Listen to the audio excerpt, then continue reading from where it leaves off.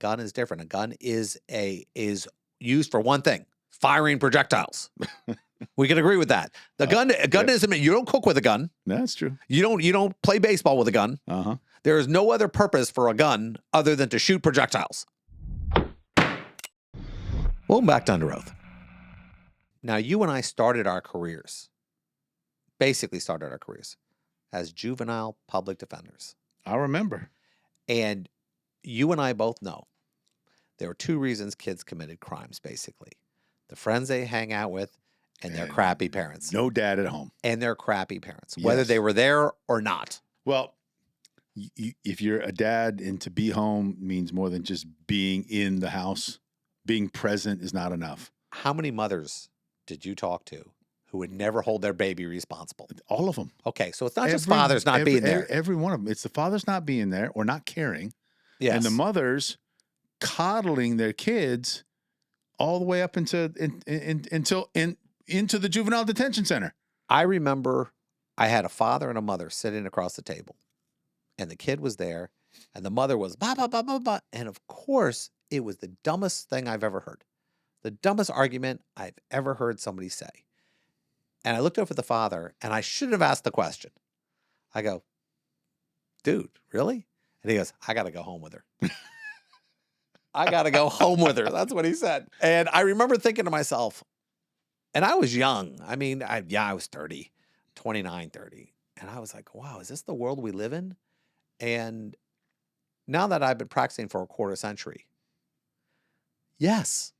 Oh, yeah. Yes, our world makes no sense for many different reasons. Kids are either born crappy, they hang around crappy people, or they have crappy parents. That's the way it works. So I'm trying to figure out. The ones that are in the juvenile detention center. Yeah. No, a lot of people don't even get busted for their crappiness. Not all kids are one of those three things. No, but I think you're looking at probably about 25%. 25% lazy, like this. They don't care. I mean, I see them all the time. And a lot of them don't get busted for crimes. They just do bad stuff. And it's because of those three reasons. But I think the majority of it deals with their parenting. I've only seen evil a couple times, in our careers, where I see somebody and they were just built that way. They had no chance. They were evil at 3. Like serial killer. Well, oh yeah, remember that kid? Yeah. Lit his mom's house on fire. I remember the kid who created the artwork where it was basically a whole piece of artwork saying how he wanted to kill his teacher. This kid was bad, but he had it in his eyes. He scared the crap out of me. He was only like 8. When you see a kid at 8 and he's evil, you just go, what the hell is this? Yeah, I think they had a movie called The Omen. Yeah. It's a little Damien, was his name Damien? Damien, yeah. We're at a point now where we used to just go, okay, bad kid, put him in jail, put him this for the rest of his life, everything else. But now we're actually trying to hold the parents responsible for their kids' actions. For example, you got the Jennifer Crumbley manslaughter case where the kid shoots up, the school, and she's held responsible for it. One of the most significant developments in the law in the history of our country.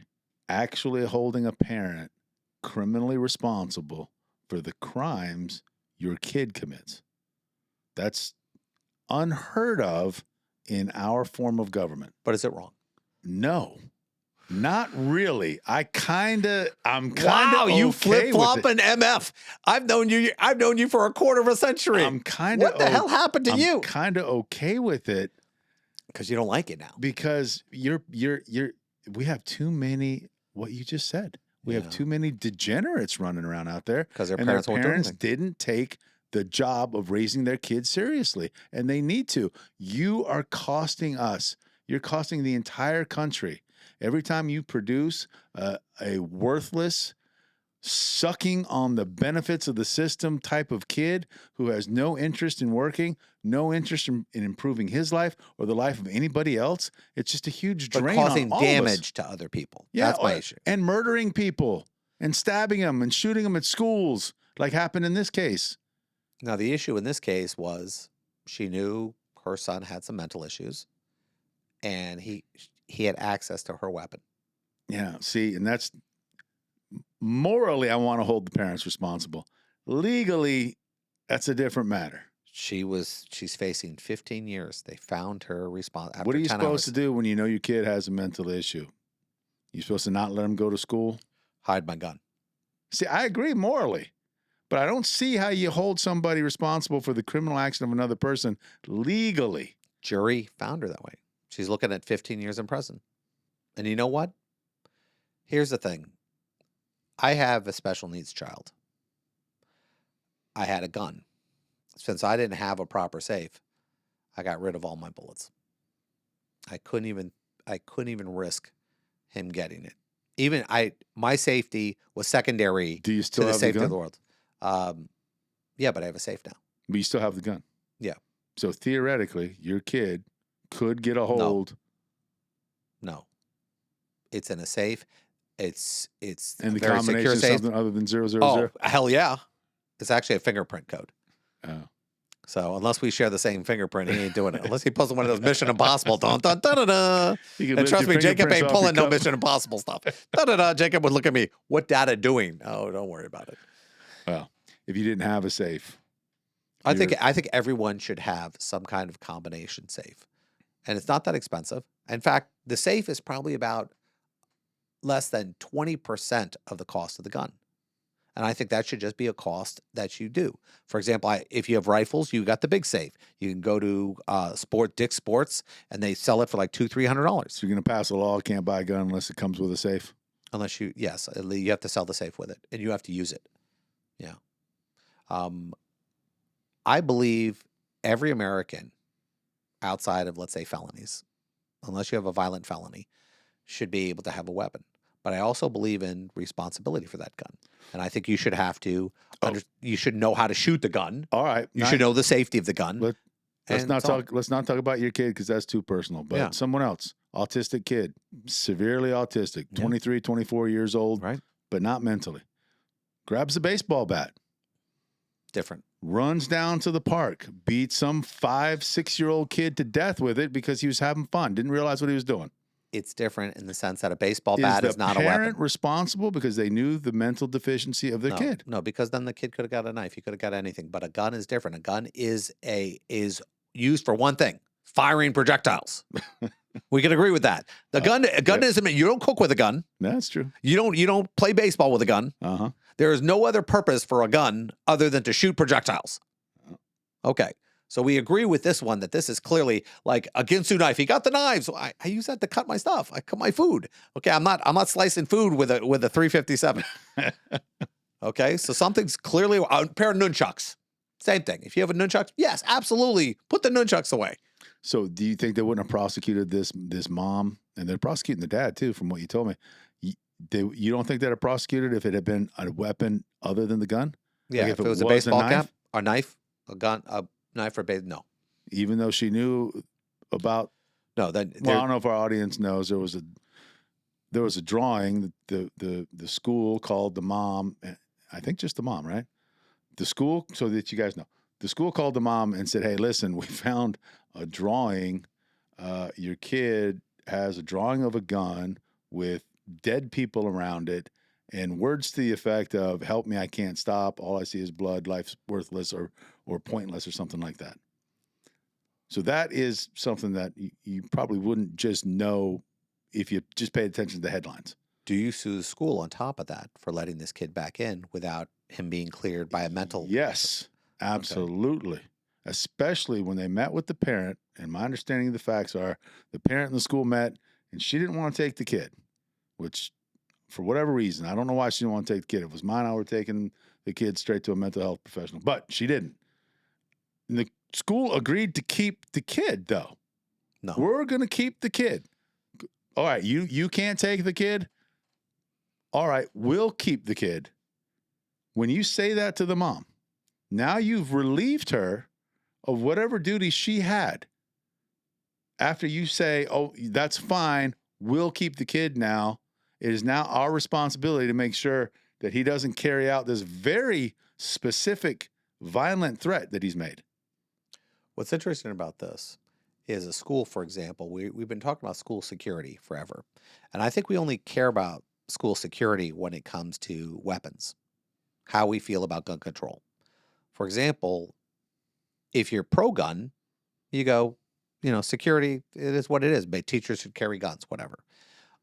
If you're anti-gun, you're going, okay, we want metal detectors, we want more security, we want everything. But when you have a crappy kid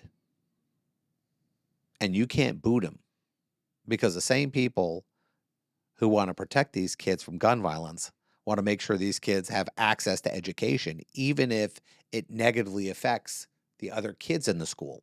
It affects their security. I think there's a double standard there. I think kids should be, the one strike rule applies. I think these situations where you're going, some Once schools you have, identify a kid as being a potential threat, a serious potential threat, yeah, you can't go to public school anymore. Sorry. It makes me, when I think about it, I don't quite really know how to deal with that, because They used to have special schools for those kids. they were more violent schools. And Chris Rock had a joke about it. Yeah. You put all the kids who are crazy so In the that bad when they school. go crazy, they just kill other crazy kids. It's a sad state of affairs because you don't know what to do. I mean, we've dealt with this since we started practicing. We've seen the good and the bad. We've seen schools not do the right thing. A school will force a bad kid to go to school. Now, who doesn't want to go there? Now, everybody knows, and here's this, I challenge anybody. I'm going to tell you one thing. Think back towards high school. Who is the worst kid in your class? And you know him.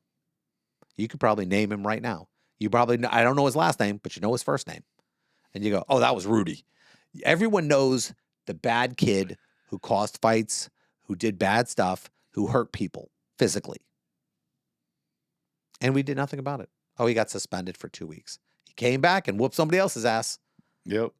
This happens all the time. And the negative implications of this, the idea was it was always a rite of passage, dealing with bullies. Oh, well, that's a bully. So that's, it wasn't a bully. It was a batterer. You had people committing criminal acts in your school, and they go, oh, you got to survive the criminal acts. We don't believe that when you grow up. Nobody goes, hey, well, you do have to you got learn how to mugged. deal You with should bullies. learn from getting mugged. Nobody walks through New York and goes, you got to get mugged about 4 or 5 times before you got to toughen up. You got to toughen up so you can take we that ass arrest whooping. these people. But in high school and everything else, we go, oh, they're just kids. They're not kids anymore. They murder people. Yeah, they're bigger, they're faster, they're stronger, they're more evil than they were. And they play a lot of Grand Theft Auto, so they know how to kill people. Yeah, and they've been desensitized to everything. They film it now. Isn't that something? A kid will be getting his butt kicked by like 3, 4, 5 other kids. And there's enough of his friends, or at least enough of the classmates, that if they wanted to, they could break it up. But they just pull out their phones and they start filming it. Are you kidding me? In Texas. That would, if you This and I, happened when in you and Texas. I were in high school, we wouldn't let that happen. No. Somebody's on the ground and the kid Hold on. starts stomping his head in. We waited until we somebody would won. Yeah. We that's what I'm watched the saying. fight. Yeah. We watched the definitely fight. watched the fight. Even if the kid was weaker, we watched the fight. Yes, we did watch the fight until there was a winner. And if the winner started trying to stomp the kid to death while he's on the ground, all of us would jump in. Your school did the same thing, I'm sure. Yeah. But here's the thing. This happened in Texas this year. Kid brings a gun to class. Of course, they find the gun on him, everything else like that. But they also suspend 3 other students who knew he had a gun and didn't tell. I'm okay with that. Snitches get stitches, but they don't get suspended. Yeah, you know what? That's really cute when you say it fast. But if you're talking to a parent who's got 2 dead kids because one of the other kids didn't tell about seeing a gun, then screw your little snitches. Say it again. Snitches get stitches. Yeah, get stitches. Screw that They mantra. didn't have that in South Dakota. Screw that mantra. Nobody told. When you're talking about We never told. somebody, nobody brought guns to school. Well, they brought and- drugs. and- We knew the drug dealer. well, You knew the drug dealer. Everyone knows that. The question we asked before about, who the bad dude is, you also knew the drug dealer. yeah, they would sell it in the parking lot or just outside the parking lot. Now, here's the thing. Let's say I know the drug dealer in school Mhm. and somebody dies from fentanyl that this guy brought into school. Do I get suspended too? Well, yeah. If your school says, "Hey, listen, part of your obligation Gotta as a tell. student is if you see A, B, C, and D, Have to tell. you have to tell. And if you don't, you're in trouble. And trouble, I guess in this case, is you get suspended. Yeah. Now the parents are suing the school. Oh, really? Yeah. What? Because your kid didn't have the guts to say Because your anything? kid didn't narc. Yeah, bull crap. I raised my kid not to tell. Those would be the people suing the school when their kid got shot and other kids didn't say anything about the gun. It's all about perspective, isn't it? Same people. You know, I want you to know, since he brought that up, that's cute. Everyone always asks us what we do. And, you know, we're accident attorneys. We represent people who are harmed in an accident. And people say, how are why would you do that? I said, have you ever been in an accident? Did you have a lawyer? Yeah. Everyone's tone changes when they are the ones who are the victims of something. Yeah. You know, everyone's on that other side. And then they say this thing, well, you know, since I got in an accident, I understand what you guys do. And it was like a criminal defense too. When we started our careers off, as most people do in the criminal defense element, you know, people ask us, how do you do what you do? We said, people have the right to representation. People have a right to be protected against our government, and it's our government's job to prove these cases. Now, all these cases are basically the same, right and wrong. Does the right to remain silent, does the right to not get involved relieve you from punishment? I think you're mixing two different categories of duties. You have a duty that's legally prescribed to you by the government, and that has to be very, very sparingly applied. But there's a different duty that comes because of your relationship to other people, the groups that you're in, or the places that you are. Teachers have a duty. If a teacher has a duty, if she sees this kid come in with a bruise on his face or something else, she has a duty to report it. And if she doesn't, it's a crime. That's right. She could go to prison. And we want that as a society. What if she's wrong? We want that. What if she doesn't know? We would rather her be wrong and for extra resources to be spent chasing down a maybe than for her to see something. And had she said something, she could have prevented a kid from getting severely beaten or even killed. So we can force, and this is interesting because what if we pass a law in the state of Texas now? You have to tell. If you know of a crime, it is your duty to report it as a citizen. You see somebody with a drug dealer, you see somebody get killed, it's your duty to report it. Yeah, see, but that's the government telling you have to. They tell a teacher she has to. And then they're going to put you in prison. They do the same with the teacher. But her duty arises because of her relationship with her employer. So her employer requires, as a condition of working here. The employer doesn't require it. The law requires it. Yeah, the law requires schools to require it. So, yeah, it's a step or two. What about removed. a job? I say now it's a job now. Every employer, his employees have a duty to tell. Well, that's much more defensible if it's your job making you do it, and it has to do with your relationship to where you would see these types of things. In the end, if you open the door to it, it's almost impossible to close it because once you okay it. Yeah, I'm okay with opening more narc doors so that people can prevent mass shootings. Yeah, I'm okay with that. In New York, I can step over a body if you're dead in the street. I don't have to call anybody. I don't have to do anything. We all agree morally that is reprehensible. Agreed. Okay? But they're New Yorkers, so we forgive them. No, I'm not saying that. What I'm saying is that, you know, can we pass laws to force people to say something? We already do it. We have the Good Samaritan law. Not the type of law that says if you don't do it, you go to prison. Not that type of law. But that's not what we're talking about. But teachers have that kind of law. That's what I'm saying. That's a different situation, though. A police officer. When you are trying to prescribe a general law that everybody in society, no matter how they come into the information, has to do A, B, or C, that is completely over the top. Having specific groups of people who are likely to encounter child abuse, sex abuse, gun trafficking, or that kind of thing, having those people have a duty to report it is different. You can do that, no problem. And no one has a problem with those people going to prison or jail if they don't do their job, which includes reporting that. Kids have a duty to report a gun. As a student. Okay. Do I have a duty to report? Do I have a duty to report a fight? Yeah. Do I have a duty to report this? what level is it where the kids are just walking in every day? I think I saw him cheating. I think I saw him walk to. I thought he Cheating? put something in his locker. I thought, is a kid's obligation Well, to support the if moral your point code. is that you can take any concept to a ridiculous level, yeah, no one's arguing that you can't take any concept to the most ridiculous level, which is what you just did there. But that doesn't mean you shouldn't try. You need to, just because the end of the road could be ridiculous, doesn't mean you don't start down the road at all. You just have to know when to stop. Don't go all the way to the end. Don't go all the way to, hey, if you think somebody cheated on their math test, you got to tell us. There's a lot of distance between that and, hey, I saw Billy with a machine gun in his locker. There's a big difference. Remember Al Pacino? What was that movie, Scent of a Woman? Yeah. Where he's representing the kid, and they're getting rid of the one kid because of the honor code violation. You violated the honor code, which was, he didn't report a prank being had on the school and everything else like that. And you not a bod, man. There are schools that have what they call honor codes, and we base it on a sense of morality, of right and wrong. Public schools don't have the honor code as much as private schools, and private schools get away with it because they're not, kept to the same standards as public schools because they're not state-run entities. Honor codes normally wind up becoming laws, and we figure out a way to fit something under some morality, some issue. And I think that's where we're going now. We're trying to fix the wrongs that exist in our world. Parents should keep their guns away from their kids. Of course, that's common sense.